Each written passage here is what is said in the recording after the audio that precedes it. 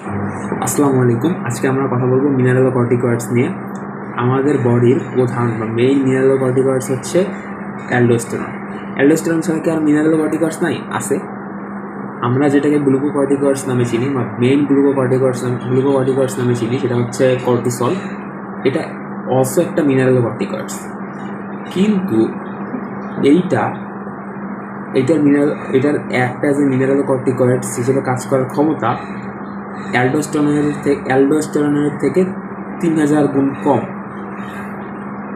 মজার ব্যাপার হচ্ছে, আমাদের প্লাজমাতে কনসেন্ট্রেশনের দিক থেকে চিন্তা করলে অ্যালডোস্টেরনের তুলনায় কর্টিসলের কনসেন্ট্রেশন হচ্ছে 2000 গুণ বেশি।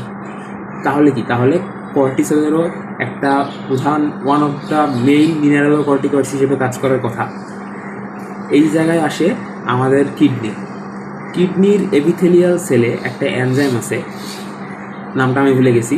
তো এই এনজাইমটার কাজ হচ্ছে, এটা কর্টিসলের কর্টিসল এটাকে অ্যাক্টিভেট করতে পারে না। কেন? কারণ এই এনজাইমটার কাজ হচ্ছে কর্টিসলকে কর্টিসোনে কনভার্ট করা, যেটা মিনারেলোকর্টিকয়েডস রিসেপ্টরের সাথে আটকাইতে পারে না।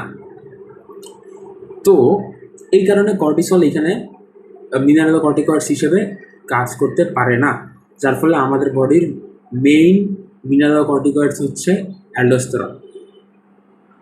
তবে কিছু কিছু মানুষের ক্ষেত্রে, যাদের একটু জেনেটিক ডিসঅর্ডার আছে, তাদের এমন হতে পারে যে কিডনির এপিথেলিয়াল সেলে এই এনজাইমটা অ্যাবসেন্ট থাকে।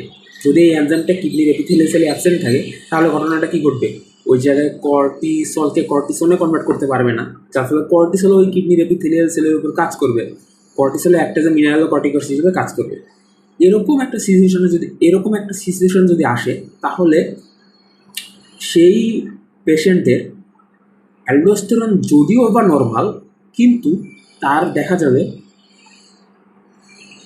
হাইপার অ্যালডোস্টেরন বা এক্সেস অ্যালডোস্টেরন সিক্রেট হলে যেসব সমস্যা দেখা দিচ্ছে, সেই সব সমস্যা দেখা দিবে।